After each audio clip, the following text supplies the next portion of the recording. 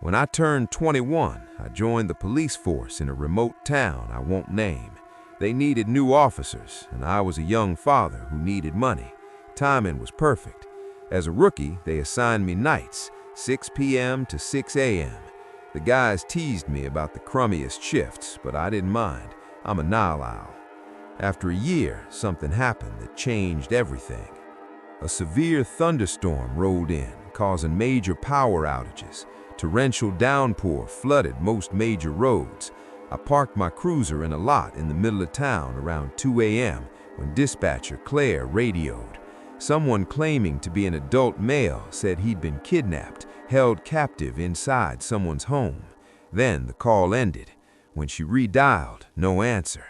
My cruiser's computer showed the address, 10 minutes away. I responded and requested backup. Another new officer named Chris said he'd be there in 5. Claire clicked on a radio, hesitated over the static, then said the voice sounded like they were altering their voice, possibly digitally, to sound like a child, a young girl specifically. She advised extreme caution. I pulled into the neighborhood. Every street lamp was out. The entire block had lost power. Low visibility, greater danger. I followed GPS to the end of the street where the house sat. Chris had already beaten me there, his cruiser idling out front. I pulled up next to him and rolled down my window. He commented on the house's condition. I glanced ahead, taking it in. Knee-high grass, overgrown bushes blocking windows, the roof dented in several areas, missing shingles. It looked completely abandoned. Alarm bells went off in my head.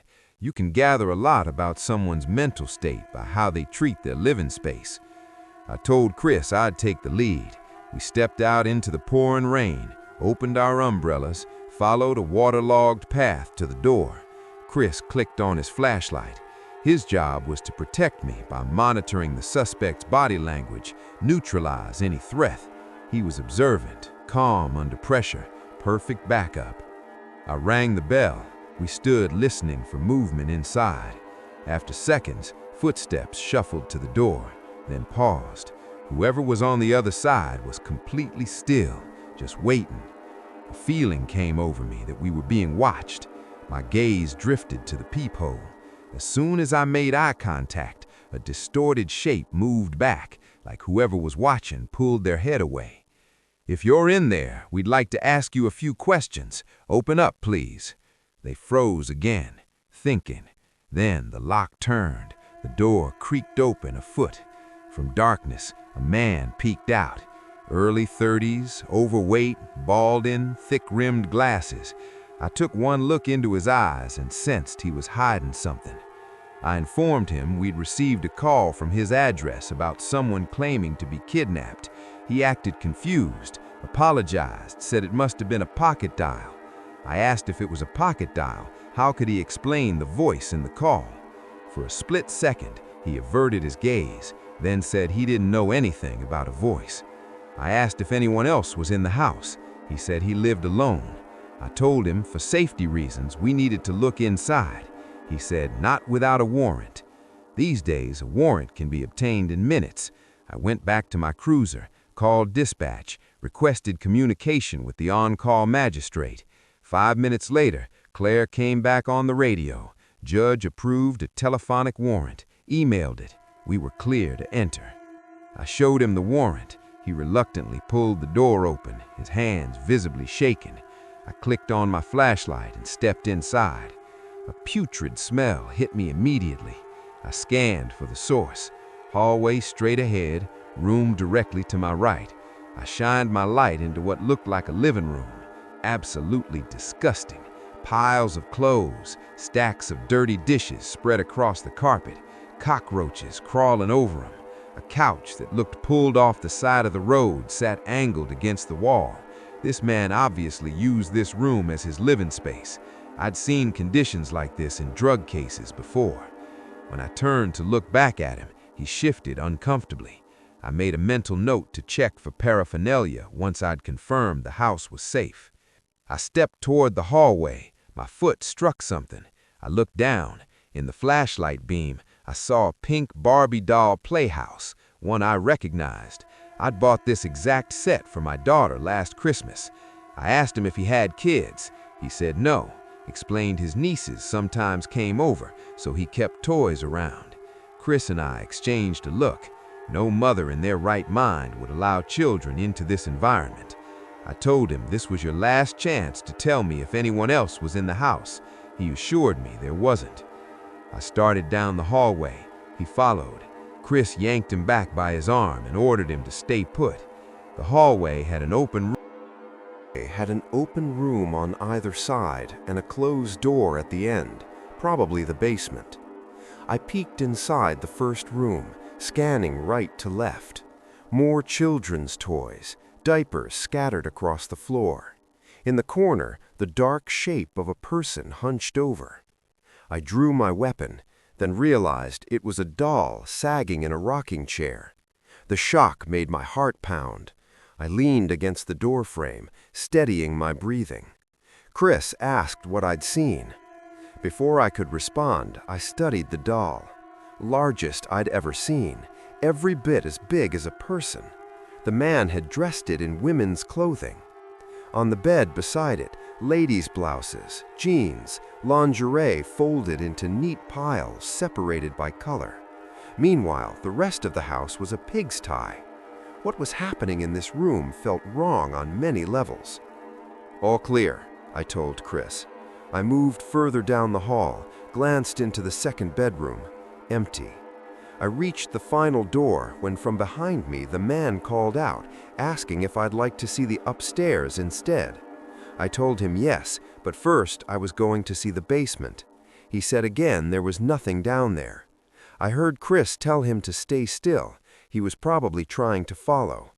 The closer I moved to this part of the house, the more agitated he became. I reached for the handle, twisted, pushed. The door squealed on its hinges. Wooden steps descended into pitch black. I shined my light down. Only the area around the landing was visible. It looked equally messy as upstairs. From deep inside the room, somewhere I couldn't see, something rattled. I told Chris I heard movement. The man responded instead, apologizing to us over and over. Even though it was the last thing I wanted to do, I had no choice. The man was lying. Someone was down there. I headed down the staircase. Each step creaked under my weight. The rattling grew louder. Behind me, the man begged us to stop looking around. I neared the landing, swept my flashlight across stacks of boxes.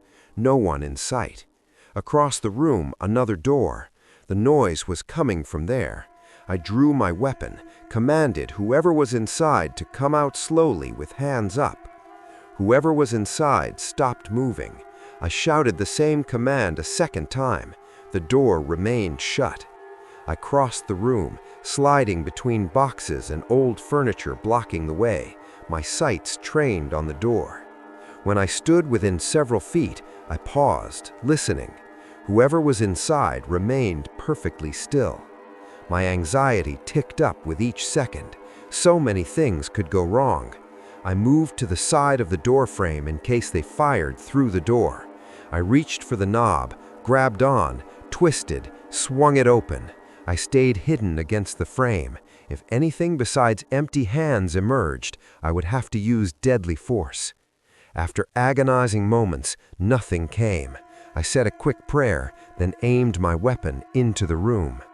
What I saw, I can't go into full detail on, but basically this is what happened. A man in his mid-40s was being held captive in that basement. A father of 3, respected community member. Months after he went missing, everyone, including his family, assumed he was dead. After 2 years in captivity, he finally got his chance. Earlier that night before we arrived, the homeowner brought the victim's dinner down and made the mistake of leaving his phone behind. The victim managed to activate Siri and call 911. When we arrived on scene, he was confined in a way that prevented him from calling upstairs or making any substantial noise. When I ordered him to come out, he froze in fear. Not because he couldn't obey, but because he didn't want me to use lethal force, thinking he was the threat. Once I opened the door and found him, we arrested the homeowner on the spot and took the victim to the hospital for immediate treatment. I feel incredibly lucky no one was harmed and we could reunite this man with his family. But the most disturbing detail haunts me every day. Why did my dispatcher describe the caller's voice as sounding like a young girl? The only explanation that makes sense is that this man was forced to speak in that tone for so long that even when he called the station, it was the only way he could communicate.